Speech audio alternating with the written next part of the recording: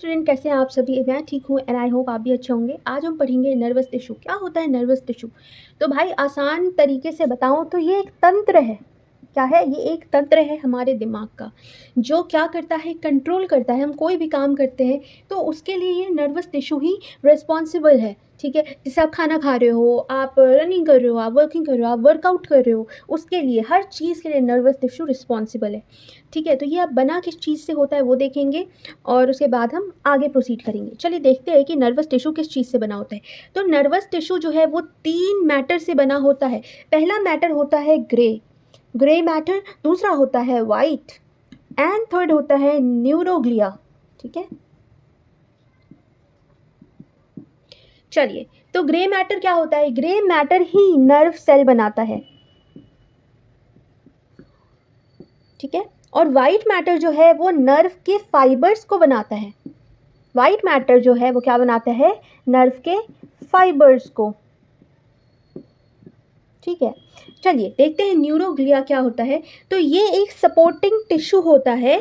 क्या करता है ये? जब नर्व सेल और जो फाइबर्स है उसको एक साथ होल्ड टुगेदर करने के लिए, मतलब सपोर्ट देने के लिए न्यूरोग्लिया काम करता है। तो it is a supporting tissue that holds together and support nerve cells and fibres. देखो ये डेफिनेशन लिख दिया। चलो एक चीज़ मैं आपको इसके अलावा बता दूं कि जब मैं आपको पढ़ाती हूँ, आपको ये चीज़ें मतलब इसमें बताना चाहूँगी कि कोई भी टीचर आपको पढ़ाते हैं, ठीक है, वो कोई भी टॉपिक हो, कोई भी टीचर हो, वो आपको पढ़ा रहे हैं तो उसमें उनकी बहुत मेहनत लगती है। ठीक है, वो आपके सामने प्रेजेंट होकर के बहुत मेहनत से पढ़ाते हैं। तो आप जब पढ़ते हो ना तो उनको अप्रिशिएट ज़रूर किया करो।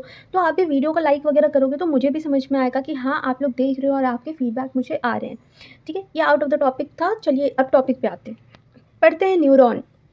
न्यूरॉन क्या होता है? Unit of nervous tissue. ठीक है, नर्वस टिश्यू का ही ये एक यूनिट होता है। अगर आप इसके स्ट्रक्चर पे बात करोगे तो देखो एक सिंपल सा स्ट्रक्चर बना देती हूँ जिसमें आपको समझ में आए कि क्या होता है। बाकी स्ट्रक्चर के पिक मैं अटैच कर दूँगी और आप उसको देख लेना। ठीक है, तो ऐसे ही न्यूरॉन्स होते हैं, बीच में इसके न्यूक्लियस होता है और यहाँ भी न्यूक्लियस होते हैं। ठीक है, और यहाँ ये जो पोर्शन होता है इसको हम कहते हैं एक्सॉन। ठीक है, ये है यहाँ पे नोड ऑफ रैनवियर, है ना। ये यहाँ ये एक शीट से कवर होता है जिसको हम माइलिन शीट कहते हैं। माइलिन शीट, इसको ज़रूर देख लेना क्योंकि एग्ज़ाम में ये पूछता है। न्यूरॉन ना पूछे हो ही नहीं सकता और मैं मान ही नहीं सकती। ये इसके डेंड्राइट्स होते हैं। ठीक है, तो ये एक बेसिक स्ट्रक्चर मैंने बता दिया। ये हो गया न्यूक्लियस। ध्यान देना और अच्छे से स्ट्रक्चर की प्रैक्टिस कर लेना। तो यही है आपका न्यूरॉन। ठीक है, चलिए तो ये बना किस किस से होता है न्यूरॉन? आपका नर्व सेल हो गया, एक्सॉन हो गया और डेंड्राइट। ठीक है जी, चलिए तो ये 3 पार्ट है, कंपोजिशन है इस न्यूरॉन का।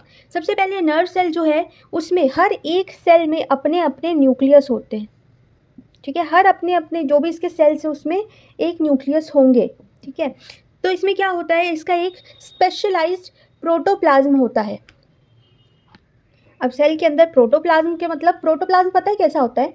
जैसे ये सेल है, इसके अंदर प्रोटोप्लाज्म है ना, बिल्कुल जेली टाइप का होता है, जेली नुमा होता है। ठीक है, प्रोटोप्लाज्म होता है और इसके वजह से नर्व फाइबर को एक राइज मिलता है। किस, चलिए बात करते हैं एक्सॉन पे। तो एक्सॉन जो है वो मेन फाइबर होता है, मेन फाइबर। ओके, जो कि हर एक नर्व सेल के बॉडी से अराइज होता है। मतलब ये नर्व सेल हो गया, इसी के बॉडी से एक्सॉन अराइव होता है। ये देख सकते हो आप एक्सॉन। ठीक है, और ये इम्पल्स, जो भी इम्पल्स होते हैं वो डायरेक्ट एक्सॉन से ही पास होते हुए एक डायरेक्शन में मूव करते हैं। इम्पल्स समझ में आ गया ना? एक करंट टाइप का होता है। ठीक है, जैसे इलेक्ट्रिक करंट होता है वैसे इम्पल्स भी होता है। तो ये क्या करता है? एक्सॉन के ही डायरेक्शन में ये पास होता है। तीसरा आते हैं डेंड्राइट्स। डेंड्राइट्स क्या होता है? ये एक शॉर्ट फाइबर होता है जो नर्व सेल के ही कहाँ से अराइज हो रहा है? बॉडी से अराइज हो रहा है। ठीक है, it is a short fibre arising from the body of nerve cell. और ये भी वही काम करते हैं, ये भी इम्पल्स को कंडक्ट करते हैं। किसको? इम्पल्स कंडक्ट करते हैं। कहाँ? बॉडी ऑफ नर्व सेल्स में। यहाँ पे इम्पल्स को आप वो क्या किया, कंडक्ट कर दिया। और सिनैप्स होता है, सिनैप्स क्या होता है, junction between axon and one neuron and dendrite of another. ठीक है, जैसे ये एक्सॉन है और डेंड्राइट है, इसके बीच का जो जंक्शन है वहीं पे होते हैं डेंड्राइट्स। ये देखो डेंड्राइट्स निकले हुए हैं और ये क्या है, एक्सॉन। तो ये जो जंक्शन है ना वो क्या हो गया, सिनैप्स। ठीक है, चलिए आगे बढ़ते हैं माइलिन शीथ पे और आपका नर्वस टिश्यू कंप्लीट हो जाएगा।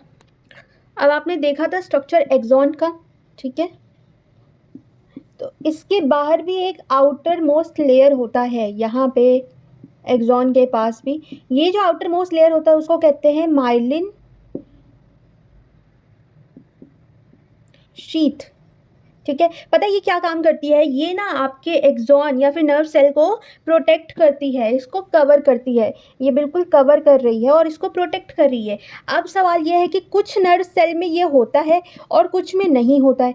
तो कुछ में अगर ये शीथ है तो इसका मतलब वो, उसको हम क्या कहेंगे, मेड्यूलेटेड नर्व, मेड्यूलेटेड नर्व। और अगर ये शीथ नहीं है किसी नर्व में तो हम सिंपल सी बात है इसको क्या कहेंगे, नॉन मेड्यूलेटेड नर्व। ठीक है, तो जो मेड्यूलेटेड नर्व्स होते हैं ना उसमें न्यूक्लियस होता है, पर नॉन मेड्यूलेटेड नर्व में न्यूक्लियस नहीं होता है ना। अब जो न्यूक्लियस, जो माइलिन शीथ और नोड ऑफ रैनवियर के बीच में अगर वो अकर कर रहा है, ओके, तो हम उसको कहेंगे न्यूरीलेमा। ठीक है, याद रखना, न्यूरीलेमा कहने का मतलब the nucleus lies in between the myelin sheath, okay, and outer covering is called neurilemma.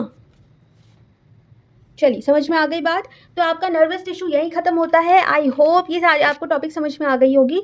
छोटे टॉपिक में इसलिए करवाती हूँ ताकि आपको समझ में आए, कोई डाउट ना रहे। तो चलिए, अगर वीडियो पसंद आई हो तो लाइक कर देना, सब्सक्राइब कर देना। मिलते हैं नेक्स्ट वीडियो में। Thank you, bye bye.